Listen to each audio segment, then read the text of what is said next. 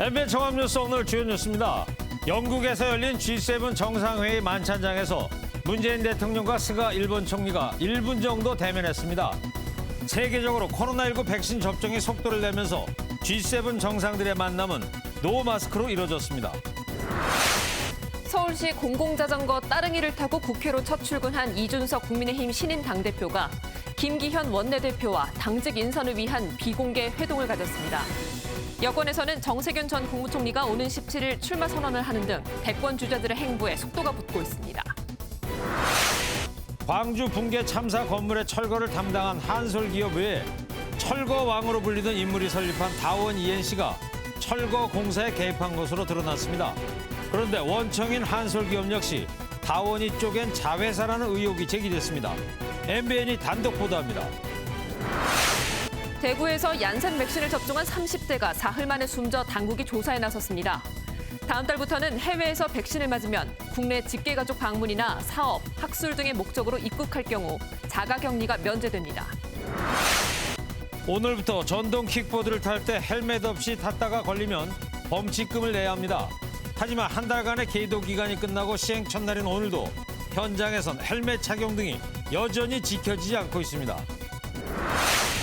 벤투 감독이 이끄는 우리 축구대표팀이 카타르 월드컵 2차 예선 최종전에서 손흥민의 결승골에 힘입어 레바논을 2대1로 꺾었습니다. 이로써 대표팀은 조 1위로 최종 예선 진출을 확정지었습니다. 여러분 안녕하십니까? MBN 종합뉴스입니다. 문재인 대통령이 영국에서 열리는 G7 정상회의 만찬장에서 스가 일본 총리와 두 번째로 1분 정도 대면했습니다. 두 정상의 짧은 만남이 얼어붙은 한일 관계를 녹일 계기가 될지는 아직 미지수입니다. 송주영 기자입니다. 우리 시간으로 오늘 새벽 G7 정상회의 만찬장에서 문재인 대통령과 스가 일본 총리가 1분 정도 대면했습니다.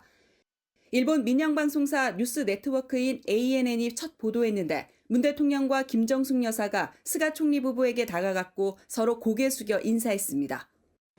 1분 정도 대면한 이후 스가 총리가 떠나고 나서도 문 대통령 부부와 마리코 여사는 대화를 이어갔습니다. 앞서 문 대통령과 스가 총리는 G7 정상회의가 열린 회의장에서도 짧게 인사했습니다. 관심이 쏠렸던 한일 정상의 만남이 G7 정상회의 계기로 최소 2번 이루어진 셈인데 짧은 대화 내용은 아직 알려지지 않았습니다. 문 대통령은 G7 정상회의 이틀째 일정을 의장국인 존슨 총리와 양자회담으로 시작했습니다. 주로 한영 FTA를 기반으로 한 경제협력관계 발전과 백신 연구 개발 등의 협력 확대를 논의했습니다. 문 대통령은 자유무역과 기후변화 등을 주제로 한 G7 확대 회의가 모두 마무리되는 오늘 밤 두 번째 방문국인 오스트리아로 떠납니다.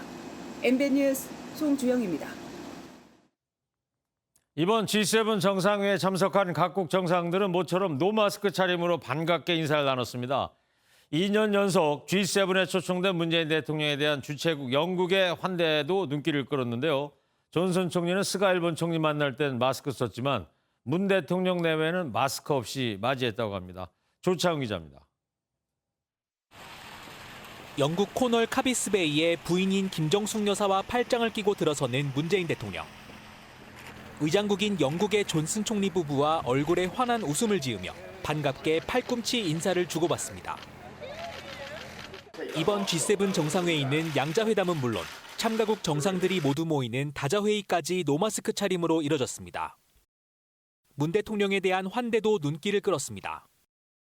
스가 일본 총리를 마스크를 쓰고 맞이한 영국이 문 대통령 내외는 마스크 없이 맞았고 코로나19 백신 공급을 논의하는 첫 확대 회의에서도 문 대통령은 바이든 미국 대통령과 함께 의장석 바로 옆자리에 앉았습니다. 1년 7개월 만에 해외 순방에 나선 김정숙 여사는 G7 정상회의 배우자 프로그램에 참석해 각국 정상 배우자들과 만났습니다. 스가 총리의 부인인 마리코 여사와는 이렇게 처음 만나게 돼 반갑다며 인사를 나눴다고 청와대는 전했습니다. 미국의 질 바이든 여사는 미국에 꼭 한번 와달라고 초대했고 김 여사는 기꺼이 응하겠다며 화답했습니다. MBN 뉴스 조창훈입니다. 이준석 국민의힘 신임 당대표와 김기현 원내대표가 오늘 국회에서 첫 회동을 하고 당직 임명과 당 운영 방향을 논의했습니다. 이 대표의 수라결에서 나왔던 비빔밥 얘기로 오늘 분위기가 화기애애했다는데요. 이 대표는 어저께 안철수 국민의당 대표를 만나 합당 문제 등을 논의한 것으로 전해졌습니다. 배준우 기자입니다. 이준석 국민의힘 신임 당대표가 김기현 원내대표와 만나 차기 사무총장과 정책위 의장 등 당직자 임명과 당 운영 방향 등을 논의했습니다. 당선 이후 첫 공식 만남으로 이준석 대표가 수락 연설에서 말해 화제가 된 비빔밥 통합론이 첫 만남의 분위기를 띄웠습니다. 축하드립니다. 아이고, 시중에 비빔밥 값이 올라갈 거예요. 진짜요? 비빔밥을 잘 먹을수록 몸이 잘 풀린다고. 아이고, 정책위 의장 등은 원내대표님과의 협의를 통해 가지고 저희가 또 지정하게 돼 있기 때문에 당헌 당규에 따라 가지고 저희가 또 그런 논의도 해야 되고 해서 오늘 이렇게 만나 뵙게 됐습니다. 차기 사무총장으론 권영세, 권성동, 박진 의원 등 4선 중진들이, 정책위 의장으론 3선 김도읍, 재선 성일종, 초선 유경준 의원 등이 거론됩니다. 지명직 최고위원으론 이 대표가 영입하겠다고 언급한 원외 여성 전문가인 이수정 경기대 범죄심리학과 교수와 민현주, 신보라 전 의원 등이 물망에 오른 것으로 알려졌습니다. 국민의당과의 합당 논의도 속도를 내고 있습니다. 이준석 대표는 당선 다음 날인 어제 국민의당 안철수 대표와 1시간가량 만난 것으로 확인됐습니다.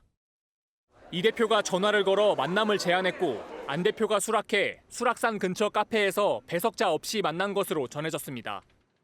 다만 국민의당 관계자는 두 사람이 만나 주로 덕담을 나눴고 합당에 대한 구체적인 논의까지는 이루어지지 않은 것으로 안다고 말했습니다. MBN 뉴스 배준우입니다.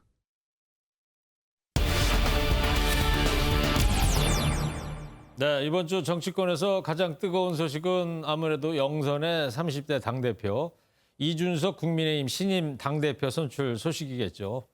오늘 첫 일정부터 파격의 연속이었습니다. 정치부 신재호 기자와 뉴스 추적하도록 하겠습니다. 신재호 기자, 오늘 출근 모습부터 지금 저 사진 나오는데 자전거 타고 출근하는 파격의 연속이었어요. 네, 이 대표의 출근 모습도 지금까지 저희가 보아온 당대표들과는 확연히 달랐습니다. 예. 넥타이를 매지 않은 캐주얼한 정장 차림에 백팩을 맨 채 따릉이를 타고 국회에 도착한 겁니다. 오늘 오전 모습인 거죠? 네, 맞습니다. 저는 처음에 사진만 보고 여의도에서 흔히 보이는 직장인으로 착각할 정도였는데요. 그랬어요? 네, 평소에 이 대표는 따릉이를 자주 타고 다니는 것으로 유명합니다. 오늘 국회에서도 단연 따릉이 출근이 화제가 됐는데 직접 언급한 내용 들어보시겠습니다. 제가 원래 그 킥보드 타고 다녔었는데요. 킥보드가 각종 규제가 늘어나가지고 이제는 따릉이로 바꿔가지고. 원래 이제 킥보드 자주 타고 다니다 이제 따릉이로 바꿀 수밖에 없다는 얘기고. 근데 국민의힘 당대표인데 뭐 차량이 있을 거 아니에요? 네, 당대표에게 의전 차량이 제공되긴 하지만 이 대표 측은 이 차량을 사용할지 아직 결정하지 않았다고 밝혔습니다. 네. 아무래도 뭐 장거리 이동할 때야 승용차를 이용할 수밖에 없겠죠. 자, 그리고 내일부터 시작되는 첫 공식 일정에도 어떤 뭐 파격이 예고가 되고 있습니까? 네, 일반적으로 정치권 인사들이 당선되면 가장 먼저 찾는 곳은 순국선열과 전직 대통령이 안장되어 있는 서울 국립현충원입니다. 그런데 이 대표는 대전 국립현충원 참배를 첫 공식 일정으로 선택했습니다. 서울이 아니고 대전 현충원을 먼저 찾는다 이런 얘기입니까? 네, 맞습니다. 천안함 용사들을 비롯해 제2연평해전에서 목숨을 잃은 장병들의 묘역이 있는 곳인데요. 헌정사 최초 30대 대표에게 쏠리는 가벼움에 대한 이미지를 털고 보수 전통의 가치인 안보를 강조하려는 의도로 풀이됩니다. 지난 경선 과정에서 이 대표는 천안함 용사 유족들을 만나 눈물을 흘려 보수 진영으로부터 긍정적인 반응을 얻어낸 바 있습니다. 민주당 인사의 부적절한 표현으로 위한 천안함 그 용사들과 그리고 유족의 마음을 어루만지는 그런 일이 중요하다. 이렇게. 대전 현충원 참배 이후엔 광주 철거 건물 붕괴 참사 희생자 합동 분향소를 찾아 방문할 예정인데 보수 정당 대표가 공식 일정 첫날부터 광주를 찾는 것도 이번이 처음입니다. 네, 그렇군요. 그리고 이제 야권 대선 잠룡들도 슬슬 움직일 때가 됐는데 지난주에 가장 눈에 띄는 주자가 한 명 있죠? 네, 맞습니다. 야권 대선 주자 중 지난주 가장 눈에 띈 사람은 바로 윤석열 전 검찰총장이었는데요. 네. 지난주 처음으로 공개 행보에 나섰던 윤 전 총장은 이동훈 조선일보 논설위원을 대변인으로 내정하기도 했습니다. 그리고 오늘 이상록 국민권익위원회 홍보담당관도 대선 캠프 대변인으로 추가 영입했는데요. 이 홍보담당관은 동아일보 출신으로 법조기자 시절 윤 전 총장과 인연을 맺은 것으로 알려졌습니다. 윤 전 총장은 지난 3개월 자맹 기간 동안 일부 언론에만 일전 정보를 흘려 특수통검사 특유의 여론몰이를 했다는 비판을 받기도 했는데요. 이번 언론인 영입으로 제대로 된 공보 라인을 구축하며 정치권 진입을 더욱 가시화하고 있습니다. 네, 그렇군요. 그러니까 대변인 한 2명 된 거예요, 지금까지. 그리고 야권 얘기 여기까지 하고 여권 쪽 얘기 좀 해보자고요. 여권 대선 주자들은 최근에 상대적으로 좀 조용해 보입니다. 네, 맞습니다. 하지만 이번 주부터 여권 잠룡들의 움직임도 본격화됩니다. 그래요. 우선 정세균 전 총리가 여권 빅3 중 오는 17일 처음으로 대권 출마를 공식 선언합니다. 이낙연 전 대표는 휴일인 오늘 반려견 놀이터를 찾는 등 행보를 보였는데요. 이달 말 출마 선언을 고민하는 가운데 각종 여론조사에서 앞서 있는 이재명 경기지사가 주장하는 기본소득론을 불공정한 철학이라며 견제에 들어갔습니다.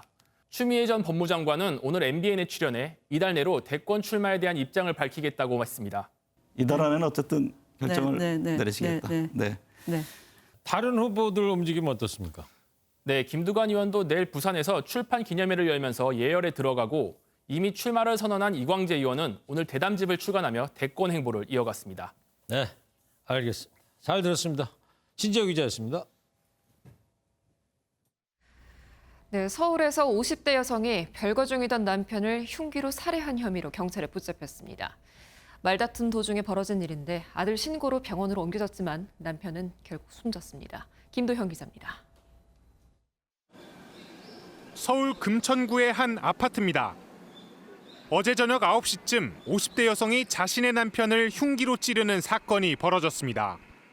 피아에 내려갔다 오는데 경비 아저씨가 막 걸레로 닦으래. 어저께 부부싸움을 해가지고 피가 흘려서 자기가 걸레로 닦는다고 그러더래. 경찰은 이혼을 앞두고 별거하던 아내가 옷가지를 가지러 남편이 지내던 집을 찾았다가 사건이 벌어진 것으로 보고 있습니다. 남편은 병원으로 옮겨졌지만 결국 숨졌습니다. 흉기를 휘두른 여성은 남편이 인격 모독적인 발언을 하자 홧김에 범행을 저지른 것으로 알려졌습니다. 경찰 관계자는 현장에 있던 아들이 지혈 등 응급조치를 하다가 신고했다고 밝혔습니다. 경찰은 우발적인 살인에 무게를 두고 정확한 사건 경위를 조사하고 있습니다. 살인 혐의로 아내를 체포한 경찰은 조사를 마치는 대로 구속영장을 신청할 예정입니다. MBN 뉴스 김도형입니다. 서울의 아파트에서 3일 간격으로 3인조 강도 사건이 잇따라 발생했습니다. 어제는 성동구, 그 전에는 강남구에서입니다. 경찰은 일단 두 사건 범인들이 서로 다른 인물인 것으로 파악하고 뒤를 쫓고 있습니다. 김정민 기자입니다. 서울 성동구에 있는 한 아파트입니다. 어제 새벽 4시 20분쯤 이곳에서 남성 3명이 강도를 시도하는 사건이 발생했습니다. 범인들은 귀가 중이던 피해자를 흉기로 위협해 집으로 따라 들어갔고 휴대전화와 금품 등을 빼앗으려 했습니다. 범인들은 피해자 집에 때마침 음식 배달원이 도착하자 그대로 달아났습니다. 한 가지 사람 쪽에다 대놓고 선생님들이 어디 왔다 갔다 막 하시면서 대충 그런 얘기예요. 불안하긴 한데. 이 사건이 나기 며칠 전 서울의 다른 아파트에서도 비슷한 일이 있었습니다. 지난 9일 오후 3시 반쯤 서울 개포동의 한 아파트에 3인조 강도가 침입했습니다. 이들은 택배 기사인 것처럼 위장해 들어가서 흉기로 피해자를 위협하고 휴대전화와 금품을 훔쳐 달아났습니다. 서울 지역에서 사흘 간격으로 잇따라 강도 사건이 발생한 건 드문 일입니다. 아직 범인이 잡히지 않은 가운데 경찰은 두 사건 간의 연관성은 없는 것으로 보고 있습니다. 3인조들은 남성이라는 성별만 같을 뿐 연령대와 인상 차기 등이 모두 다른 것으로 전해졌습니다. 범행 발생 시간과 수법에도 차이가 있다는 게 경찰 설명입니다. 경찰은 범인 일부의 신원을 특정하고 주변 CCTV 등을 확인해 범인들을 쫓고 있습니다. MBN 뉴스 김종민입니다. 광주 건물 붕괴 사고와 관련한 MBN 단독 보도입니다. 철거 공사 계약 과정에서 수상한 점이 속속 드러나고 있습니다. 이 공사를 맡은 업체가 복수인데 이들이 사실상 몸통이 하나로 자회사를 쪼개서 공사를 독식했다는 의혹이 나온 겁니다. 정치훈 기자입니다. 붕괴 사고가 난 현장 시공사인 현대산업개발은 한솔기업과 철거공사 계약을 맺었습니다. 이와는 별도로 재개발조합은 성면제거 공사를 다원 ENC와 계약했습니다. 한솔과 다원 ENC는 약속이 난 듯 일감을 모두 백솔건설에 제야 도급을 줍니다. 송년회체 면허가 없는 백솔은 다른 업체 면허를 빌려 공사를 진행한 것으로 알려졌습니다. 겉으로 보기에는 다른 회사처럼 보이는 한솔과 다원. 사실상 같은 회사란 의혹이 제기됐습니다. 자회사로 들었어요. 형님 동생 사이 아니냐는 그 회사. 왼팔 오른팔 이런 사람 다 사업자 하나씩 되는 거죠. 다원 ENC는 철거왕으로 불렸던 이모 씨가 설립한 다원그룹의 계열사 중 한 곳입니다. 이 씨는 1990년대 폭력 등 불법 행위로 철거 현장을 장악했던 인물로 지난 2015년 회사 돈 1,000억 원가량을 빼돌린 혐의로 징역 5년을 선고받았습니다.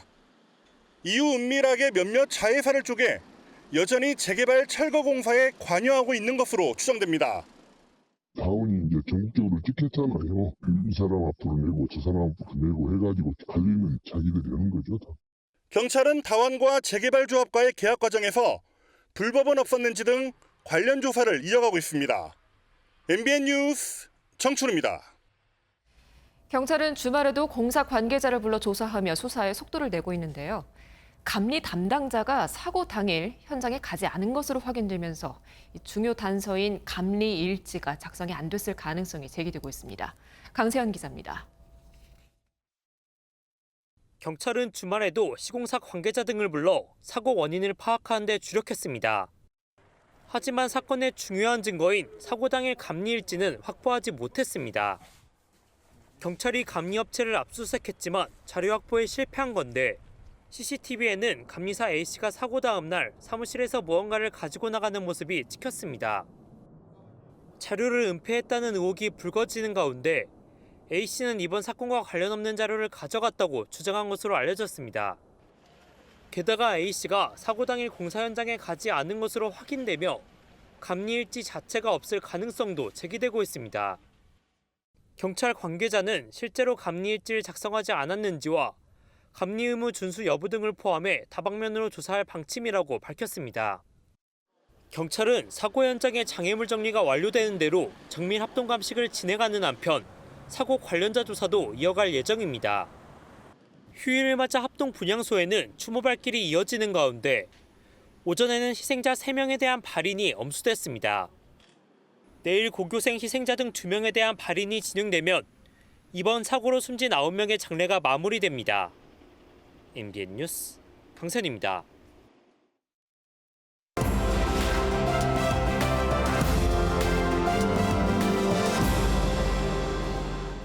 네, 화제 키워드로 보는 픽뉴스 시간입니다. 사회부 김지영 기자입니다. 자, 오늘 첫 번째 키워드 뭐예요? 첫 번째 키워드는 최후의 G7입니다. 최후의 G7. 영국에서 열린 G7 회담이 마지막이라는 얘기는 아닌 것 같고 뭐 그림 얘기 같아요. 최후의 만찬? 네, 맞습니다. 먼저 그림을 한번 보시죠. 네. 중국의 한 그래픽 작가가 중국 SNS에 올린 그림입니다. 지금 세계 주요 7개국 G7 정상회의가 열리는 점을 겨냥해 레오나르도 다빈치의 최후의 만찬을 패러디한 최후의 G7을 그린 겁니다. 제목도 최후의 G7 그렇게 그린 거구만요. 네. 제목 달기도. 한 가운데 예수 자리에는 회의 주도자인 미국을 상징하는 흰머리 독수리가 앉아 있고 조 바이든 대통령이고. 네, 휴지로 표현된 달러를 찍어내고 있습니다. 예. 미국 왼쪽엔 늑대로 상징되는 이탈리아, 시바견의 일본, 캥거루의 호주, 검은 독수리의 독일이 있습니다. 오른쪽에는 사자의 영국, 비버의 캐나다, 수탉의 프랑스가 차례로 있습니다. 맨 오른쪽엔 인도의 상징인 코끼리가 노란 수액을 맡고 있는데 소의 오줌으로 코로나19를 치료할 수 있다는 속설을 조롱한 겁니다. 아, 전부 저 패러디를 한 거군요. 저 패러디 그림에 동물이 뜻하는 바가 있을 것 같은데 어떤 내용인지 좀 설명 좀 해줄래요? 먼저 보시면 두 손으로 이렇게 부인하는 듯한 모습의 늑대는 G7 중 중국 대외 진출 프로젝트의 유일한 파트너인 이탈리아가 미국의 배신자가 아님을 해명하는 것이란 해석이 나옵니다. 네. 또 시바견이 잔에 따르는 초록색 음료는 미국의 동의 하에 오염수를 방출하는 일본을 비꼰 것으로 볼 수 있습니다. 후쿠시마 오염수 방출하겠다 이런 네. 얘기죠. 그리고 테이블에는 중국 국기가 그려진 케이크가 있고 벽면에는 이를 통해 우리는 여전히 세계를 다스릴 수 있다는 문구가 있는데요. 네. G7 회의를 통해 중국을 조정하려 한다는 비판적인 시각이 담긴 것으로 보입니다. 그래요. 레오나르도 다빈치 원작 그림에도 여러 가지 비밀이 숨겨져 있다는 거 아닙니까? 네. 네. 중국 작가가 상당히 좀 시사나 인문학에 조예가 있는 사람이다 이런 생각이 듭니다. 예. 자, 잘 들었고 다음 키워드는 뭐예요? 다음 키워드는 312억 우주 여행입니다. 민간 우주 여행한다 뭐 이런 얘기 같은데요? 네, 바로 다음 달 20일 우주 여행을 떠날 주인공이 결정됐습니다. 아, 결정이 됐어요? 네, 오. 세계적인 전자상거래 업체 아마존의 창업자 제프 베이조스와 함께하는 첫 우주 관광인데요. 제프 베이조스는 자신이 설립한 우주 기업 블루 오리진에서 개발한 로켓을 타고 인류가 달에 첫 발을 디딘 7월 20일 우주로 떠납니다. 관광 로켓 뉴 셰퍼드의 탑승료가 바로 2,800만 달러, 우리 돈으로 312억 원입니다. 312억 원. 아유, 너무 비싸다. 근데 베이조스 이 사람도 같이 올라간다는 거예요? 네, 함께 같이 가는 겁니다. 그래요? 이거 아무나 못 가겠네요. 저 워낙 비싸가지고. 그런데 처음부터 이렇게 티켓 가격이 비쌌던 건 아닙니다. 그래요? 처음 제시된 티켓 가격은 480만 달러, 우리 돈 53억 원 정도였는데요. 경매가 시작되자 159개국, 약 7,600명이 경쟁에 뛰어들면서 6배로 가격이 치솟았고 7분 만에 경매가 마감됐습니다. 아직 공개되지 않은 낙찰자의 신원은 2주 뒤에 발표됩니다. 관광 로켓 뉴 셰퍼드는 제프 베이조스와 그의 남동생, 낙찰자 등 총 4명을 태우고 미국 텍사스에서 발사될 예정입니다. 네, 워낙 뭐 7,600대 1 경쟁이다 보니까 티켓 값이 312억까지 치솟았다 그런 얘기구만요. 네. 하여튼 뭐 좋겠습니다. 저렇게 올라가서. 예. 자, 다음 키워드는요? 다음 키워드는 365일 다이빙입니다.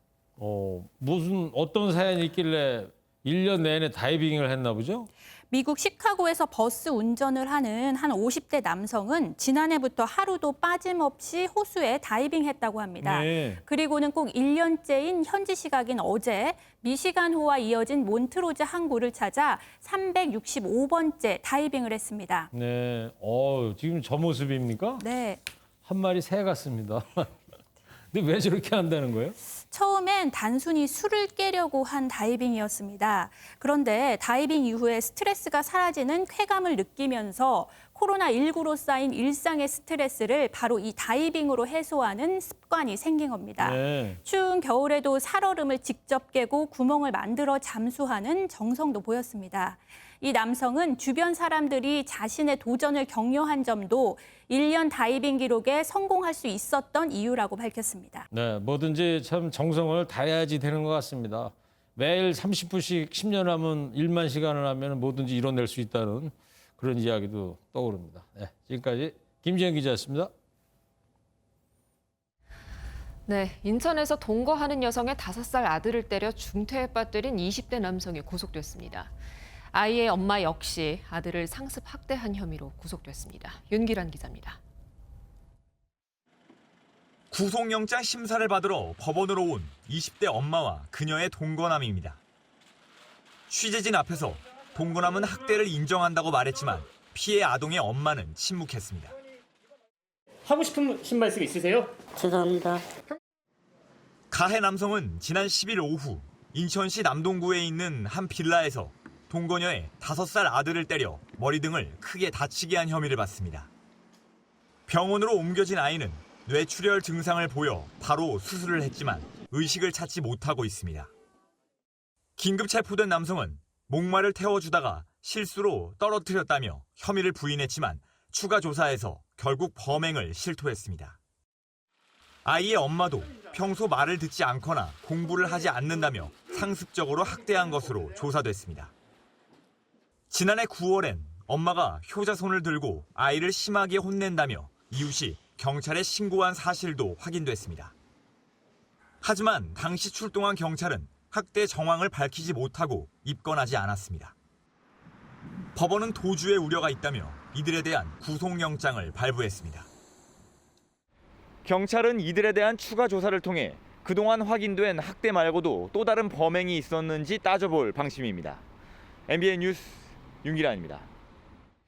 대구에서 얀센 백신을 접종한 30대 남성이 사흘 만에 숨져 당국이 백신과의 인과관계를 조사하고 있습니다. 백신 투약 사고가 이어지면서 정부가 대책 마련에 나섰습니다. 강영호 기자입니다. 30대 남성 A씨가 대구 수성구의 한 병원에서 얀센 백신을 접종한 건 지난 10일. 접종 당일 몸살과 발열 증상에 시달렸고 다음 날 열은 내렸지만 혈압이 계속 떨어졌습니다. 어제 오후 A씨는 대학병원 응급실로 옮겨진 뒤 수액과 진통제를 처방받았지만 결국 오늘 새벽 숨졌습니다. 남성은 과거 혈액 관련 질환으로 치료를 받은 적은 있었지만 완치됐고 평소 건강했던 것으로 전해졌습니다. 앞서 전북 부안에서 5명의 얀센 접종자에게 각각 5명분을 과다 투여한 사고는 의료진의 부주의에 의한 것으로 전해졌습니다.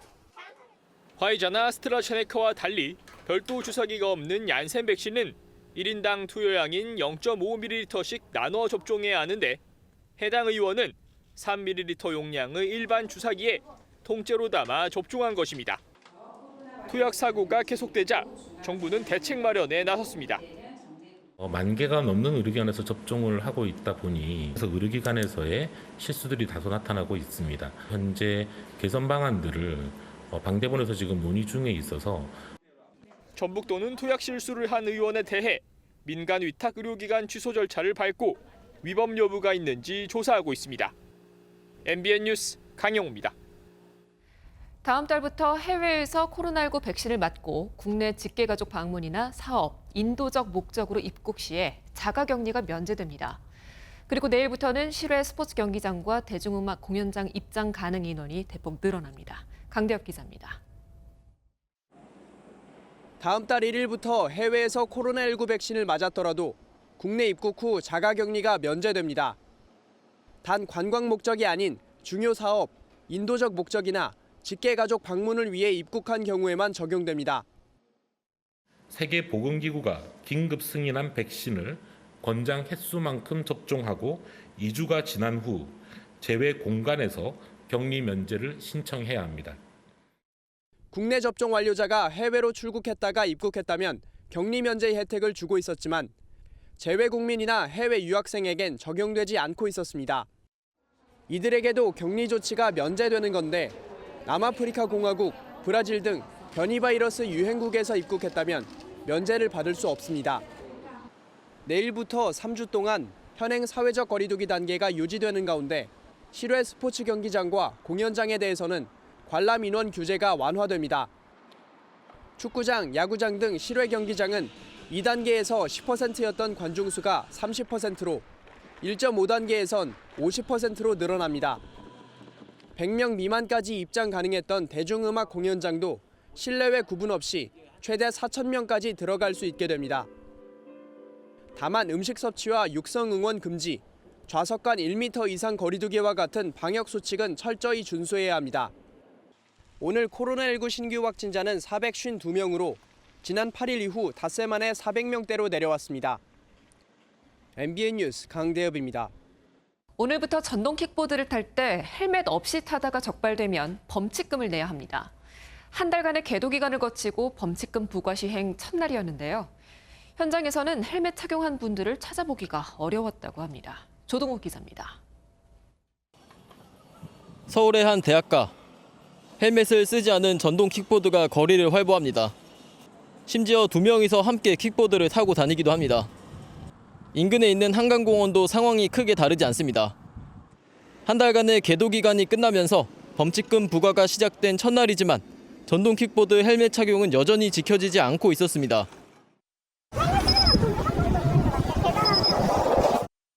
킥보드에 부과되는 범칙금이 실효성이 없을 거라는 의견도 나옵니다.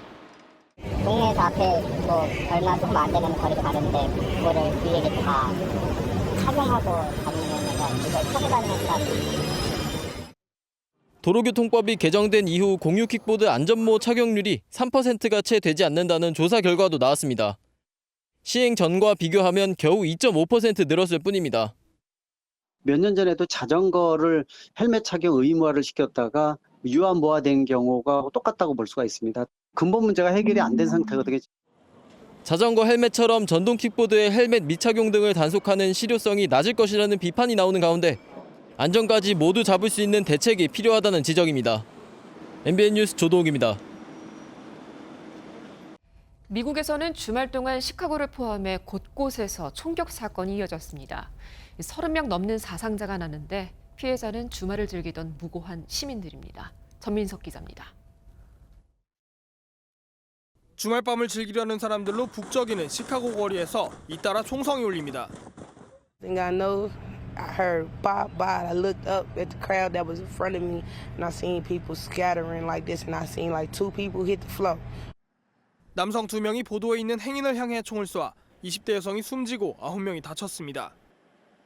새벽 1시 반쯤 텍사스주 오스틴 유흥가에서도 총격 사건이 일어나 최소 14명이 다쳤습니다.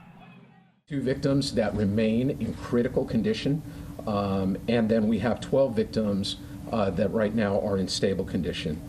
Almost all of those victims are innocent bystanders. 2 사람이 서로 다투다 총격전까지 벌인 것으로 파악됐는데 경찰은 달아난 1명을 쫓고 있습니다. 하루 전날 저녁엔 조지아주 서베너에서 갱단의 소행으로 추정되는 총격전이 일어났습니다. 1명이 숨지고 최소 7명이 다쳤는데 부상자 명단엔 18개월 아이까지 올랐습니다. Disturbing what we're seeing across the country and the level of gun violence that we're seeing across the country is disturbing. 미국에선 올해 들어서만 총기 난사로 16,991명이 숨지거나 다친 것으로 집계됐습니다. MBN 뉴스 전민석입니다. 단백질 관련 제품이라 하면 보통 운동하는 분들이 많이 찾았는데요. 코로나19 시대에 들어서면서 남녀노소 불문하고 면역력을 보강하기 위해서 또 자기 관리를 위해서 찾는 분들이 늘었습니다. 단백질 식품 시장이 식품업계의 새로운 격전지가 되는 모습입니다. 오지혜 기자가 취재했습니다. 정진나 씨는 하루도 거르지 않고 늘 이 카페를 찾습니다. 단백질 음료와 단백질 케이크 때문입니다. 단백질이라는 영양소가 면역력을 키워주는 데도 도움이 된다는 걸 알고 더 잘 챙겨 먹고 있습니다. 맛과 건강, 편의성까지 3마리 토끼를 노린 겁니다. 운동 끝나고 간편하게 드실 수 있어서 오시는 분들이 많고 간식으로 아이들 끝나고 이렇게 쉐이크 한 잔씩 먹여서 이렇게 집에 가시는 분들이 많거든요. 단백질 열풍이 디저트 분야에도 상륙하면서 온라인 창업도 잇따르고 있습니다. 제가 다이어트 하다가 밀가루를 피해야 하다 보니까 이제 제가 개발하면서 이제 팔게 됐죠. 뭐 건강이라든지 운동하실 때 이제 간식으로 드실 수 있게.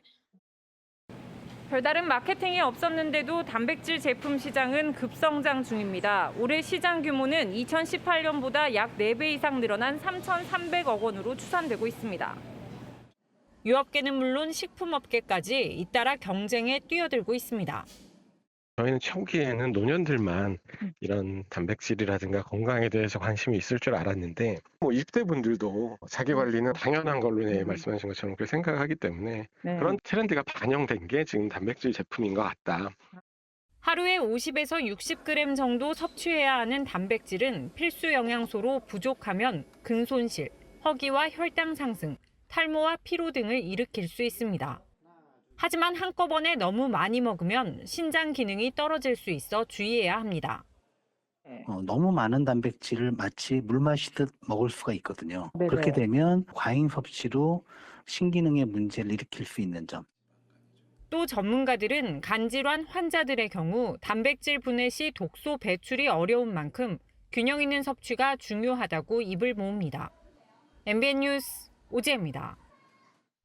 성추행 피해로 숨진 공군 중사에 대해 2차 가해를 한 혐의로 노모준이와 노모상사 등 2명이 어젯밤에 구속됐습니다. 합동수사단은 이들이 피해 사실을 은폐하고 피해자를 회유하는 등 2차 가해를 했는지, 또 다른 가담자가 있는지 등을 집중 수사할 계획입니다.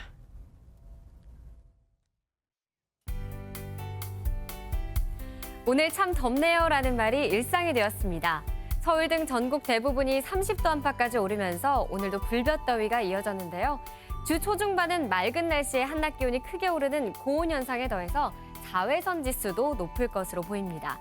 주 후반에는 한낮 기온 26도에 머물면서 더위가 한풀 꺾일 것으로 보입니다. 내일 오후부터 저녁 사이에는 대기가 불안정한 호남 내륙 곳곳에 5mm 안팎의 소나기가 지나겠습니다. 이들 지역에 계신 분들은 갑작스런 소나기에 당황하지 않도록 우산 챙겨주셔야겠습니다. 또 강원 영동에는 내일 새벽 사이에 빗방울 정도 내리겠습니다. 절기상 단오인 내일은 맑고 깨끗한 하늘 드러나겠습니다. 일평균 미세먼지 농도가 보통 수준으로 공기질 걱정 없겠지만 일부 서쪽 지역은 먼지가 쌓이면서 오전에 일시적으로 공기 탁하겠습니다. 내일 수도권은 대체로 맑겠고요. 그 밖에 전국은 구름이 많겠습니다. 내일 오전까지는 바다 안개가 유입되는 제주와 해안가를 중심으로 짙은 안개가 끼는 곳이 많겠고요. 이슬비가 내리기도 하겠습니다. 또 지표면이 습한 가운데 전국 내륙 곳곳으로도 가시거리 200m 이하의 짙은 안개가 예상됩니다. 동해안 지역은 동풍이 불어들면서 한낮에도 25도 안팎으로 선선하겠습니다. 특히 울진은 21도 등 영동 지역은 20도 안팎이 예상됩니다. 한낮 불볕더위가 지속되고 있는데요. 무더위에 지치지 않도록 건강한 한 주 보내시기 바랍니다. 날씨였습니다.